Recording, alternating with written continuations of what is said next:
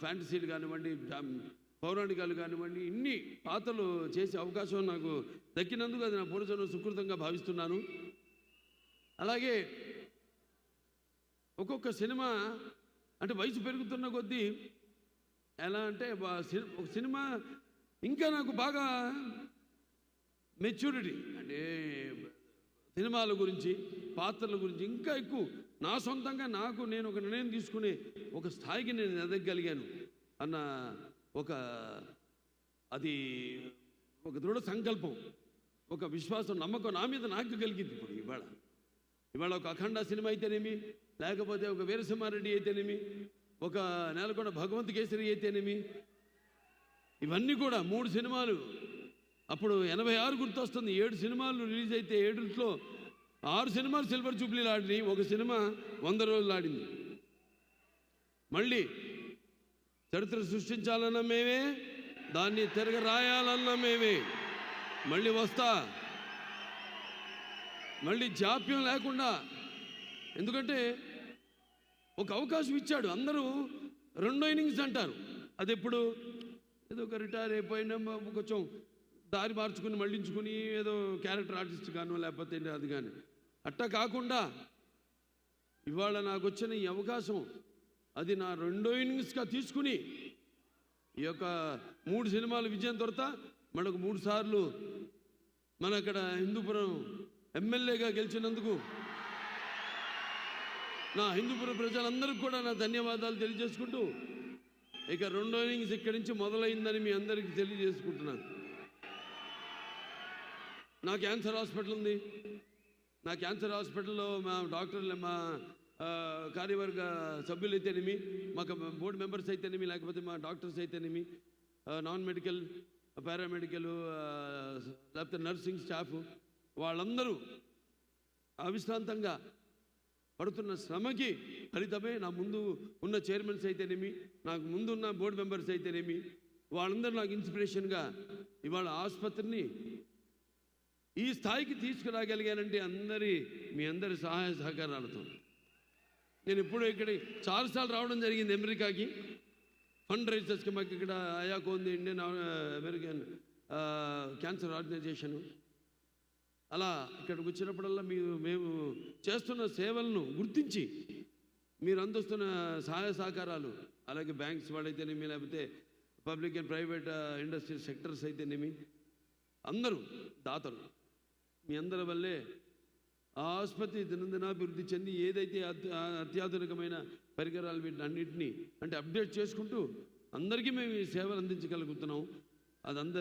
అది మీ అందరి యొక్క సహాయ సహకారాలు ఉండబట్టే తప్ప లేకపోతే నా వల్ల సాధ్యం కాదు. ఒకటి నాన్నగారు పేరు, రెండోదేమో అమ్మగారి పేరు.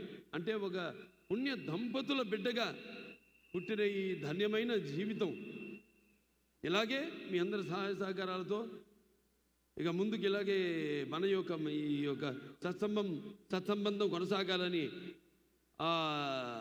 దేవుణ్ణి కోరుకుంటూ మరి ఈనాడు డాకు మహారాజ్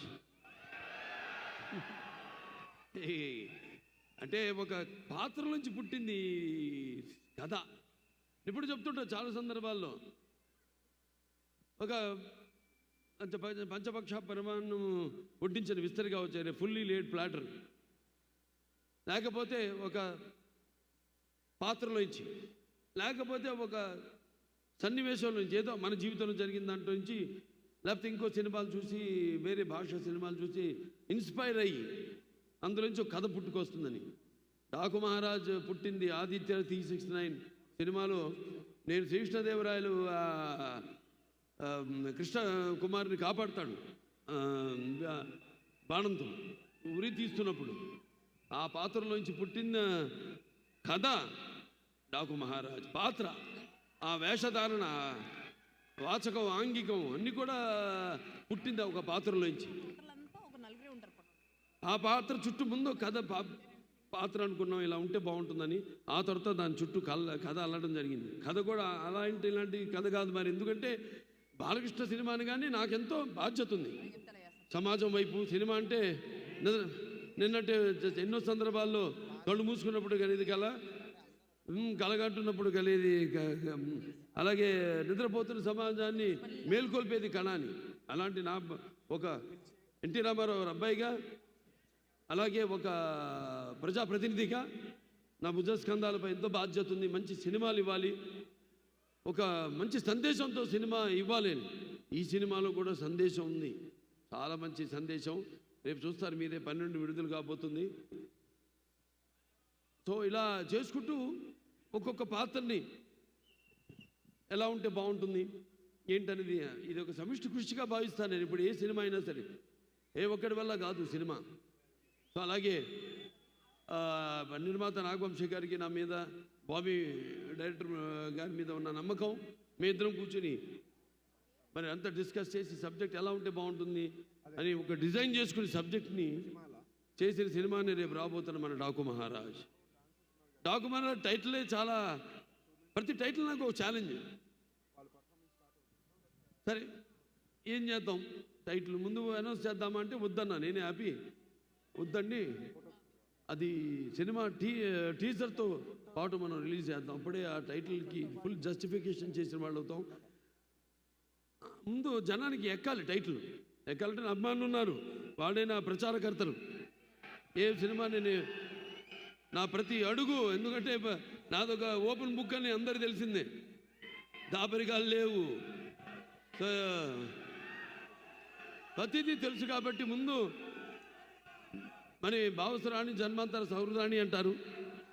పోయిన జన్మలో ఒకరిద్దరితో మనకు తెలిసిన వాళ్ళు ఉంటే ఈ జన్మలో ఏదో కొంత వాళ్ళిద్దరు ఒక 5-6 ఒకళ్ళు పొందొచ్చు.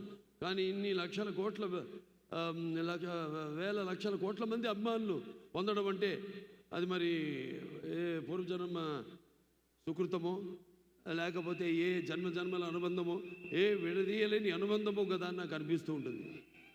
సో ముందు వాళ్ళని దృష్టిలో పెట్టుకుంటాను, అలా ఒక కథను తయారు చేసుకోవడం. మరి ఈ సినిమా విషయానికి వస్తే అందరూ అద్భుతంగా, అందరూ అంటే నటీనటులు కానివ్వండి, లేకపోతే తాంత్రిక నిపుణులు కానివ్వండి, అందరూ కూడా చాలా అద్భుతంగా ఎవరెవరు వాళ్ళు ఒక కర్తవ్యాన్ని అప్పచెప్పిన పనిని వాళ్ళు 100కి 100 పాళ్ళు వాటికి న్యాయం చేశారని చూస్తారు రేపు సినిమా స్క్రీన్ మీద. డిఫరెంట్ జానర్ అంటే మన తెలుగువాడు ఏంటనేది కూడా ఈ సినిమాలో ద్వారా తెలియజేయడం జరిగింది. సో అలా చాలా మంచి నిర్మాత మా నాగవంశీ గారు, నా అభిమానుడుగా ఫ్యాన్ కూడా ఇక్కడే డలాస్ వచ్చిపోతుంటాడు ఆయన ఎక్కువగా. ఆయన ఎంతో ఒక మంచి నిర్మాతలు, అందరూ మంచి నిర్మాతలే. కాకపోతే ఇప్పుడు మీకు తెలుసు ప్రతి వాళ్ళు అందరూ పోటీ పడుతున్నారు. ఏది ఎంత కుంచుకుపోయింది, ప్రపంచం అంతా కుంచుకుపోయింది. ఇన్స్టాగ్రామ్ అని లేకపోతే